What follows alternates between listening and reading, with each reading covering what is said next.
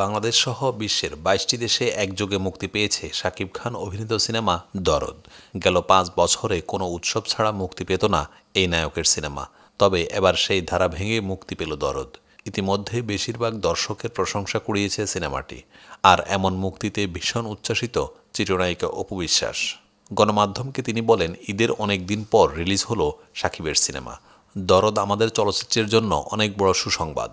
আর বরাবরই শাকিবের সিনেমা নিয়ে বলার কোনো ভাষা থাকে না, কারণ শাকিবের হাত ধরেই পরিবর্তন এসেছে বাংলা চলচ্চিত্র ইন্ডাস্ট্রিতে, যেটা অপ্রিয় হলেও সত্য কথা। সেই জায়গা থেকে দরদ এবং পুরো টিমের জন্য শুভকামনা রইল। মুক্তির পর বেশ সাড়া ফেলেছে দরদ। লন্ডন, মালদ্বীপ এবং ইউএসের যেসব হলে সিনেমাটি মুক্তি পেয়েছে সেইগুলোতে প্রায় ৯০% টিকিট বিক্রি হয়ে গেছে বলে জানান সিনেমাটির নির্মাতা অনন্য মামুন। এদিকে এত দেশে একযোগে শাকিবের দরদ মুক্তি পেলেও প্রতিবেশী দেশ ভারতে মুক্তি পায়নি সিনেমাটি।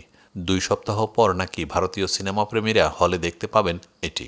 এ প্রসঙ্গে নির্মাতা বলেন, দেশের সঙ্গে একই দিনে ভারতে মুক্তি দিলে পাইরেসির ঝুঁকি থেকে যেত, সে কারণে ২ সপ্তাহ পিছিয়ে দেওয়া হয়েছে। প্রসঙ্গত, শাকিবের দরদ সিনেমাটি পান ইন্ডিয়ান সিনেমা। এতে চিত্রনায়কের বিপরীতে অভিনয় করেছেন বলিউড অভিনেত্রী সোনাল চৌহান। এছাড়াও সিনেমায় আরও রয়েছেন বলিউডের রাহুল দেব, টালিউডের পায়েল সরকার, বিশ্বজিৎ চক্রবর্তী, রাজেশ শর্মা, অলোক জৈনসহ অনেকে। গুণী অভিনেতা আবুল হায়াত। ক্যারিয়ারে অসংখ্য নাটক, সিনেমা, এমনকি বিজ্ঞাপনেও দর্শকদের নজর কেড়েছেন তিনি, যা আজও তার ভক্তদের মনে দাগ কেটে আছে। তবে বর্তমানে অনস্ক্রিনে খুব একটা দেখা যায় না তাকে। এদিকে অভিনেতাকে আবারও টিভির পর্দায় দেখতে মুখিয়ে আছেন নাটকপ্রেমীরা।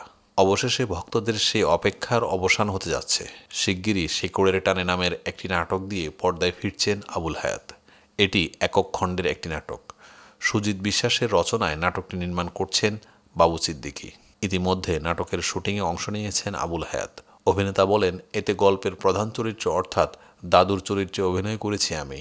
গল্পে দেখা যাবে একটি গরিব মেয়েকে বিয়ে করার জন্য আমার ছেলেকে বাড়ি থেকে বের করে দিয়েছিলাম। ২৫-২৬ বছর পর তার ছেলে শিকড়ের টানে আমার কাছে এসে উপস্থিত হন। আমার কাছে ভালো লেগেছে গল্পটি। আশা করছি দর্শকদেরও ভালো লাগবে। কয়েকদিন আগেই নিজের আত্মজীবনী প্রকাশ করেছেন আবুল হায়াত। এই প্রসঙ্গে তিনি বলেন, জন্ম থেকে এখন পর্যন্ত যেসব কথা মনে হয়েছে বলা দরকার বলেছি, আবার অনেক কথা হয়তো বলা দরকার ছিল বলা হয়নি। সব মিলিয়ে নিজেকে প্রকাশের চেষ্টা করেছি আমার বইটিতে। আশা করছি সব কিছু মিলিয়ে আমার পুরো যাত্রাপথ জানা যাবে। আরজুমান্দারা বকুল বলেন, দীর্ঘদিন পর হায়াত ভাইয়ের সঙ্গে কাজ করে সত্যিই ভীষণ ভালো লাগলো। একজন আবুল হায়াত আমাদের অভিনয় অঙ্গনের গর্ব, অহংকার। যদিও তিনি কিছুটা অসুস্থ, তারপরও গল্প ভালো লাগায় তিনি এ অভিনয় করেছেন, এটাও অনেক বড় বিষয়। তাছাড়া হাকিম ভাইয়ের সঙ্গে একসঙ্গে কাজ করাটা উপভোগ্য ছিল।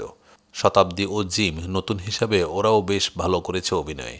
ওদের জন্য শুভকামনা রইল। পরিচালকের জন্যও শুভকামনা। এমন ভালো গল্প নির্বাচনে তাকে বিশেষ ধন্যবাদ। প্রসঙ্গত, শেকড়ের টানে নাটকে আবুল হায়াত ও আরজুমান্দারা বকুল ছাড়া আরও রয়েছেন আজিজুল হাকিম, শতাব্দী ও জিম সহ অনেকেই।